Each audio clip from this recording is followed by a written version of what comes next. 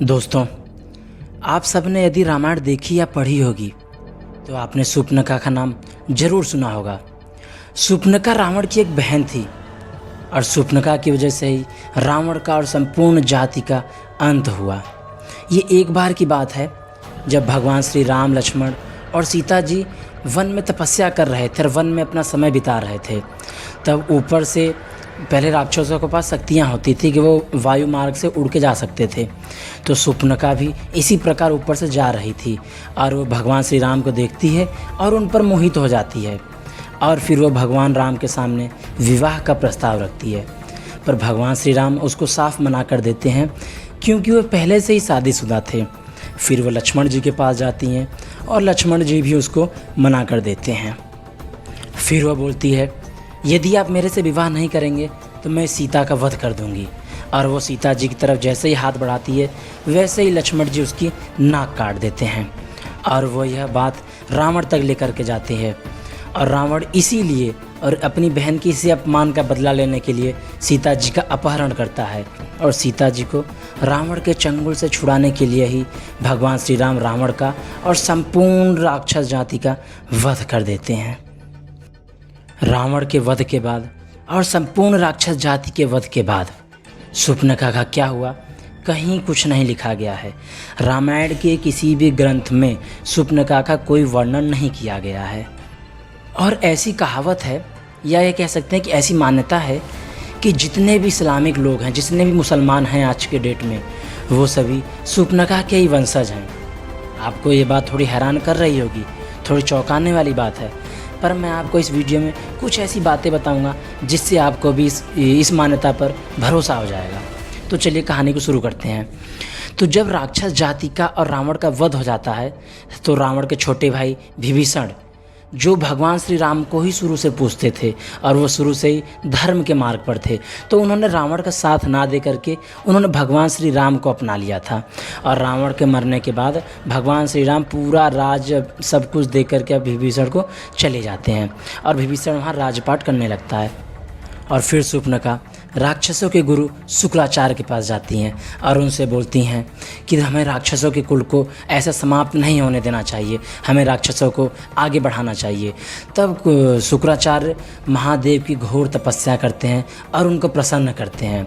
और फिर भोलेनाथ शुक्राचार्य को एक ऐसी शिवलिंग देते हैं जिससे बोलते हैं कि जब तक ये धरती पर रहेगा राक्षस जाति रहेंगे, परंतु एक बात का ध्यान रखना, कोई भी विष्णु का कोई भी भक्त या कोई भी भक्त जो भगवान को पूजा करता है या सच्चा भक्त है, अगर उसके द्वारा इस शिवलिंग पर एक बूंद भी गंगा जल गिराया गया तो उस दिन संपूर्ण राक्षस जाति का अंत हो जाएगा।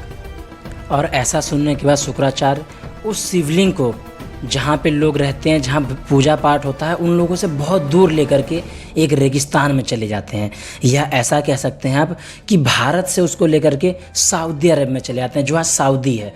सऊदी अरेबिया में जा कर के वहाँ इसको रख देते हैं और वहाँ इसकी सुरक्षा करने लगते हैं कि कोई भी भक्त, भगवान में पूजा करने वाला कोई भी भक्त इन तक ना पहुँचे।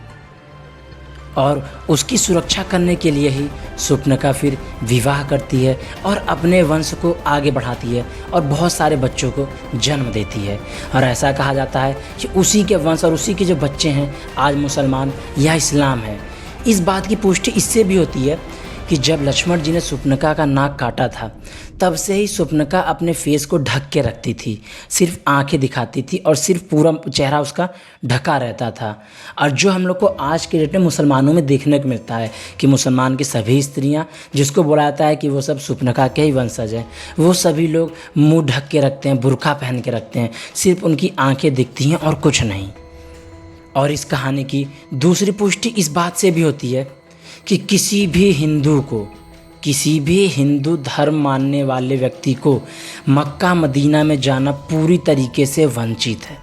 वो वहाँ नहीं जा सकते और मक्का मदीना के आसपास भी वो लोग नहीं रह सकते हैं, क्योंकि ऐसी मान्यता है कि जो सबसे पुराना धर्म है वो सनातन धर्म है और जितने भी भगवान सब लोग हुए हैं वो सभी सनातन में ही हुए हैं। जैसे आपने पहले देखा होगा कि कुछ समाज में आपस में कुछ रूल्स बना लेते थे, कुछ नियम बना लेते थे, कुछ छोटे जात बड़े जात नियम बना लेते थे, और वही नियम आज के डेट में एक अलग अलग धर्म बन गया है। तो वो अलग अलग धर्म है, पर सबसे पुराना धर्म जो है वो सनातन धर्म ही है। और सनातन धर्म को बेसिकली हिंदू लोग ही मानते हैं। इसीलिए हिंदुओं को मक्का मदीना में जाना पूरी तरीके से बैन है। और जाना तो छोड़िए, मक्का मदीना के आसपास दूर दूर तक रहना भी बैन है। तो इस बात की पुष्टि होती है कि हाँ, ये जो कहानी है बिल्कुल सच है।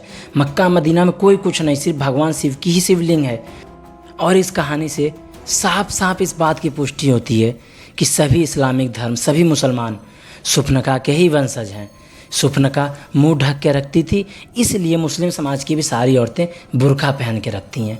बाकी आपको लगता है अगर कहानी कुछ गलत है या आपको कोई और फैक्ट, कोई और कहानी मालूम है इससे रिलेटेड, तो आप कमेंट सेक्शन में ज़रूर बताएं। और आपको वीडियो अच्छी लगे तो प्लीज़ वीडियो लाइक करके मेरे चैनल को सब्सक्राइब कर लें, जिससे आपको रोज़ाना कुछ नया सीखने और कुछ नया जानने को मिलेगा।